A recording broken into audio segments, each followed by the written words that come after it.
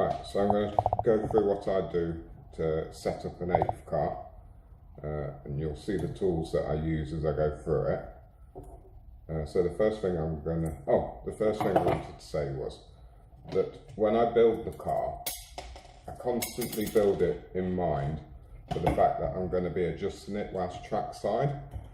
So when I've done, say, the grub screws that do the downstop on this car, I've built them into a position so that they're both even either side, and I can measure them with the screwdriver. So when I'm trackside, if I want to adjust this by like a mill's worth of droop, I know if I turn this a full turn or half a turn, that will adjust it by that quantity. And the same goes for the ball joints on here as well. So like if I put my screwdriver in here, the flat is there, and I know that I can turn that trackside half a turn, and then if it doesn't work, I can undo it half a turn, and I know where I am all the time with it. But the first thing I'm going to do here is measure the track width. So because I'm never certain, but because of the way it goes through the checking machine, I always just check the track width for the rear at the widest point. So this will be the widest point because you always run toe in on the rear. And this says 264. So I think that's about a mil too much at the moment. So I'm going to adjust that. So I'm going to take this in on this side half a turn, and take this one in half a turn. The same on the other side, take it in half a turn.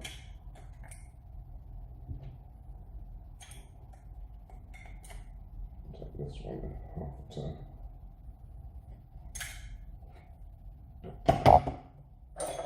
Right, so I'll just measure that again now.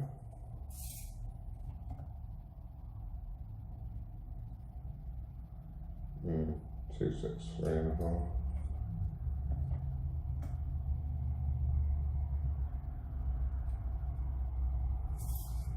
263.2. So I'm going to leave that at that at the moment. Now I'll just do the same on the front. Now because you tend to only run a very slight toe in or toe out on the front, I'm just going to measure these ones in the middle of the wheel underneath like this. So I'll just put them on, bring it off, and that one's perfect what I want, 252. So I shall leave that, I won't touch that. The other thing that I've got to mention though as well is when I built the car,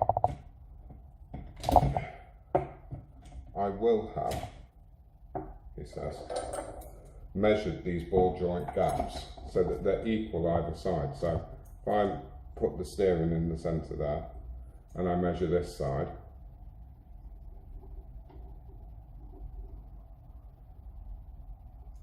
it will say 5.2. If I put it on the other side,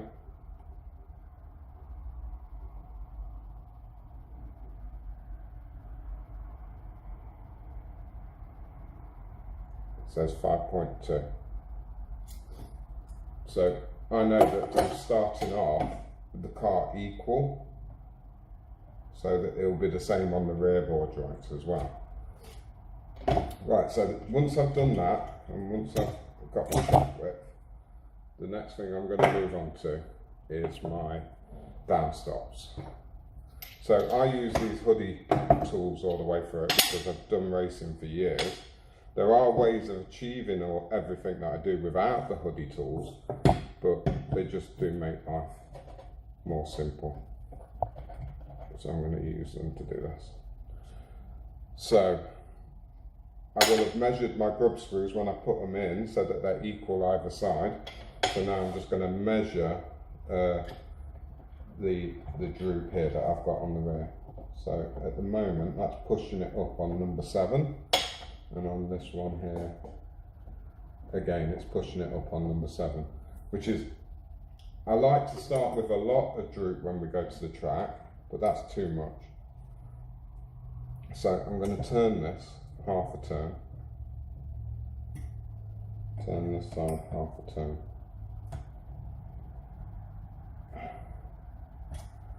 So I'll check it now. And that's just touching on 8. That's what I want to start at when I go to the track, and then I'll adjust it track side. And exactly the same on this side. It's just nudging it when it goes on to 8. So I'm going to do the front. And the front I want to start at -1. So on that rear one I was doing at 8 on there. On this front one I want to start at -1, and again track side when we're there. Depending on like the type of track that we're on, we'll adjust it track literally at track side whilst Michael is out on the track or Andrew is out on the track. So this one's way off. This one's reading 2 on this side, and this one's reading 3 on this side. So that's no good. So I'm going to undo the scrub screw, 1 full turn, and go undo the scrub screw, 1 full turn.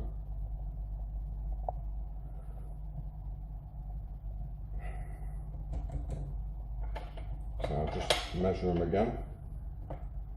So that's hitting, it's on -1 and it's being lifted up by 0. So it's not bad. And that one's being lifted up by 0. So what I'm going to do is I'm going to, by 1/6 of a turn, add to the pressure that's on them. But then also there's a little eccentric item here on this side that you can adjust your down stops with. I'm just going to loosen that and adjust that,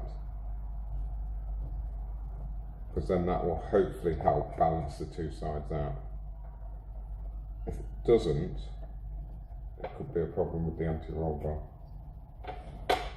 Right, so going back to this side, that's hitting -1.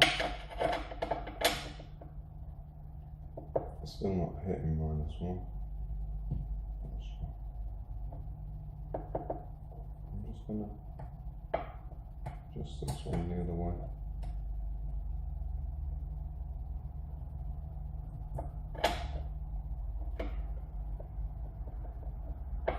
Pull that back up. That's perfect. That's perfect. Right, so they're all perfect. Now, you may have noticed that I've got the shockers disconnected. That's got nothing to do with the fact of doing the droop. They used to tell us that you needed them disconnected by checking the droop. Well, I never really understood that logic, because if you're out on the track and your shockers weren't giving you enough throw to be able to achieve the droop that you put on there, then it's kind of failing, isn't it? So I'm happy to check the droop with the shockers on or off. The reason why I've got them off is because I want to check the anti-roll bars in this video, which I pretty much only do at the start of building a kit and then never really bother again. Probably mainly just because I'm lazy like that. But I just move the shockers out of the way, and the way I check them, and I'd be interested to hear if people do this differently, because the anti-roll bars on 8 cars have generally changed now, but I tend to lift one side and see at the point that the other side reacts. So that's probably moving about ½ a centimetre, and then I can see that the other side's reacting. So if I move this side, I can see that this one's working on a pretty much equal level. So that's moving about ½ a centimetre, and then I'm getting a reaction on this side. So to me, that anti-roll bar is balanced. So I'm happy to leave that as that is. I'll turn this around and just do the same on the back. So I'm just going to lift this side and see how, again, it's about ½ a centimetre, and then I'm getting a reaction on the other side. And again, about ½ a centimetre, and I'm getting a reaction on the other side. So to me, that anti-roll bar is close enough. So I'm just going to leave that as it is. The next bits I'm going to move on to, I'm going to need the shockers attached. So I'm just going to pause the video while I do that. Right, so the only thing I did whilst I had the video off was attach the shockers. And I've just put some wheels on the front and the setup gauges on the rear. Again, like I said, you could achieve this by not using the hoodie tools, but I use them because I've had them for years. And some people have logics that maybe it's not the best way to do a setup. So the first thing I'm going to do here is I'm just going to check the ride height on the rear of the car. Now, because I always set my car up with the logic that my driver is going to make the main final, which is half an hour long, I set the car up in principle for that from the start of the day. So I don't want too low a ride height, because if it does a half an hour final, the chances are there's going to be like absolutely no tyre left on the wheel. They're probably going to come off looking something like that. So if I was to only put like an 8mm ride height on the rear, after half an hour, that's going to be no good, because the car's just going to be catching on the ground all the time. So I need to start the car off high, so that it will work correctly as the tyres go down. And then also it just gets the driver more used to dealing with the car in those sort of conditions, rather than having it set to a one way all the way through the day, and then when we get to the final, sending him out with a car that's just completely different to how he's been used to driving. So it might not be the ideal, but it will be what the driver's most used to. So on the back of here, this is reading 13, which to me is, you know, maybe just like a mil too much really. So I'm going to change that to 12. And the way I'll do that is just by adjusting the shockers, the shocker collar. Again, I will have measured these shocker collars with my vernier so that they're equal either side. So I know if I do an adjustment on one side, I need to do the same amount of adjustment to the other side. So if I just measure what this is currently reading, which is like 3.2 on the back, I'm just going to change this to about 2.5.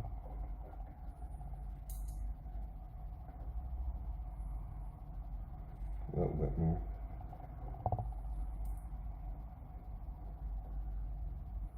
2.5. And then I'll just do exactly the same on the other side.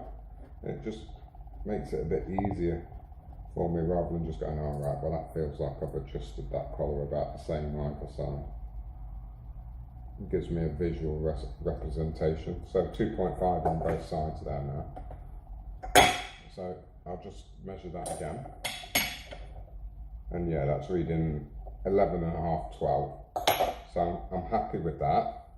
The next thing I'm going to look at is at the back of here on these gauges, I can see an angle to see whether they're both the same. And these are both reading between 2 and 2.5 on the rear, and they're equal either side.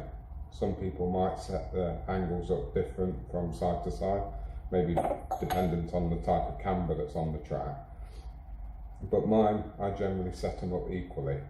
The other thing I should note is that these clips that hold it together, I've got them facing the same direction. So this is thank you to Michael Salvam, I have to reference here, because he pointed out that the pressure that's being applied to these measuring devices here by these clips can affect the readings that you see. And he was quite right. I tried it and it was affecting it. So I always make sure that these are set up the same. So these are both set up the same. And I can see that I've got 2 degrees on the back here. Well, for me, that's perfect. You put more angle on, you'll get more traction, this is true, but also the tyres will start to wear from flat to a cone, and the cone will come really severe. And again, if you're setting up for a half an hour final, and if you're ending up with a really severe cone on the rear of the wheel, after about 20 minutes, your driver's just not going to be able to control the car. So again, try and keep this to an absolute minimum. If the driver is complaining trackside Again, I can adjust it trackside because, again, my little grub screws that adjust this measurement here are equal either side. I've measured them, they're in the same position. So I can adjust that trackside and put it on and just see what he's advising me how it feels. Anyway, the next bit I'm going to move on to because I'm happy with that. If I wasn't happy with that, I should have said that I'd adjust it with these collars here, the angle. So I'd give it more or less angle by adjusting these collars here, and I'd probably just use like a little flathead screwdriver that goes into this hole in this two-sided grub screw, and just adjust it that way, and that will put the angle on and off. Right, next thing I'm going to check is the toe in. And to be honest, I always start really minimal with this. And again, just adjust it trackside. So that's actually on one either side. And to be honest, I'm going to leave it at that and just go to the track with it with only 1 degree toe in. I think we'll probably end up with more likely 2 to 3 degrees worth of toe in once we're trackside. But I always think just go with things as a minimal and then just adjust it once you're there, and see, because the less toe in that you put in, the better again it is. But if I was going to adjust this toe in and I wanted to put some more on, what I would have done is I'd have put my driver in, and again I can see it because the flat is here, and I would have turned this out by half, and I would have put it into the opposite hole, the one at the front. So I was in the rear hole there, I'm going to put it in the one at the front, and I'd have turned this one in by half. And then if I put my device back on again, I should see, yeah, it's taken it to 2.5, 3 degrees worth there. But you adjust both. You don't ever just adjust one, because you're just going to end up uneven. So you always adjust both ball joints and they're opposite to each other. But I'll just put that back so I don't forget.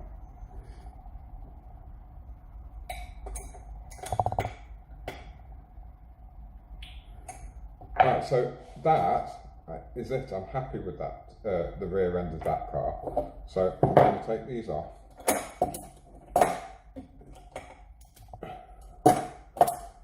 Put these wheels on. So these wheels I've had for years. They're actually undersized. They're about 75 with a 7mm split on them. You can get setup wheels now, which I've been meaning to buy for ages and I just keep forgetting. And I'm going to pop the hoodie tools here onto the front ones.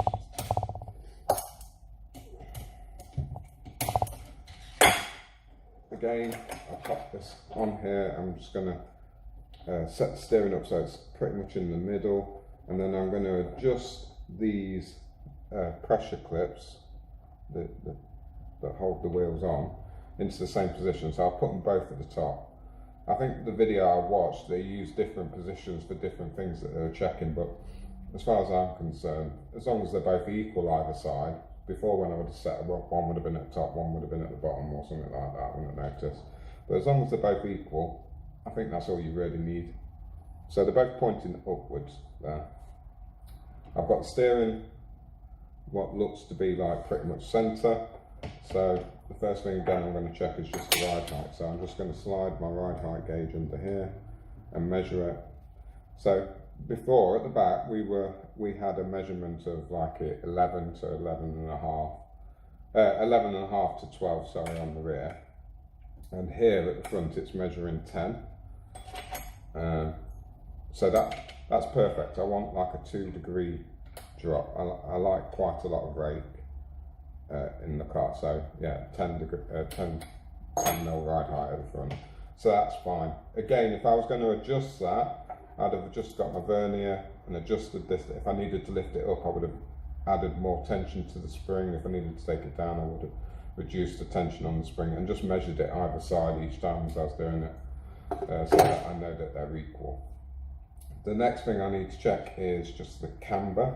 Now I can see looking on here, this looks really wrong. There's like 3.5 degrees on that side and 2.5 degrees on this side. but I'm sure that these should be measuring about the same. So that's measuring 6.8. Yeah, I think that was measuring 6.68 and that's measuring 7 actually. Yes. So that's the reason why this one's slightly out. So I'm just going to move that 1/6. Let's see what sort of measurement I get there. Almost another 1/6, I think.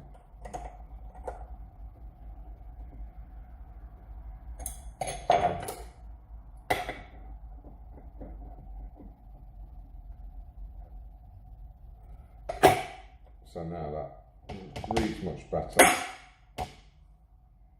And again, yeah, so the angles have come in line with each other, but the angles are actually too much.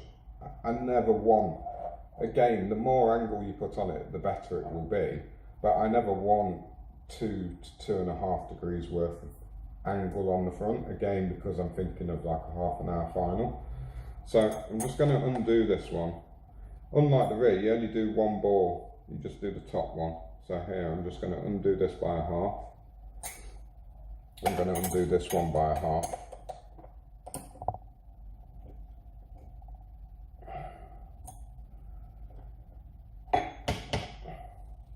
You can see that that's dropped down to 2 now on this. So I'm going to do another 1/2 because I want it about 1.5 degrees.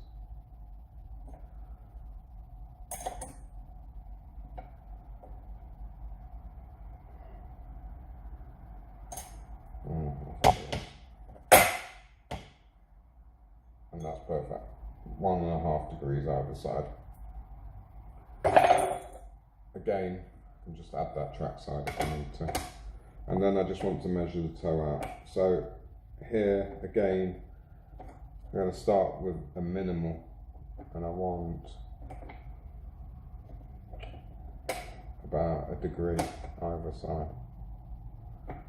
So that's reading 0 on that side and that's reading 0 on that side. So I've got to adjust them. So there's always opposite threads on these sort of things. So it's got a little like nut shape element within the track rod here. And normally the end that this is correct. So here I'm going to try and screw into the ball joint by like 1/2 turn, and then move it to this side and screw into the ball joint again.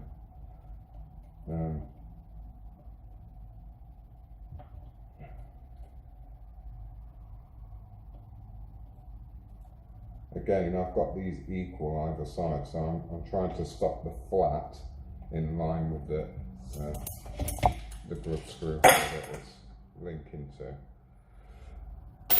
It's just a good way of checking to see whether things, because there's a lot of vibrations that go through these cars, and the more you can keep things equal, the more you will actually detect whether things are going awry. It's the same principle as what they use on like HGV lorries. If you ever look at a HGV lorry, you'll see the nuts on the wheels have like these little yellow caps with like a pointer on it, and that's just so that they can do a quick visual inspection to see whether the nuts have moved on the wheels. And of course, if they have, then they can stop and repair it quick before anything serious could happen to that vehicle or the driver. So again, I use the same principle here. Again, when I'm doing like the clutch nut, because quite often I've found with all different makes of cars that I've used, that the clutch nut will start to come undone. So I always try and position it, the clutch nut, in line with one of the pins that holds the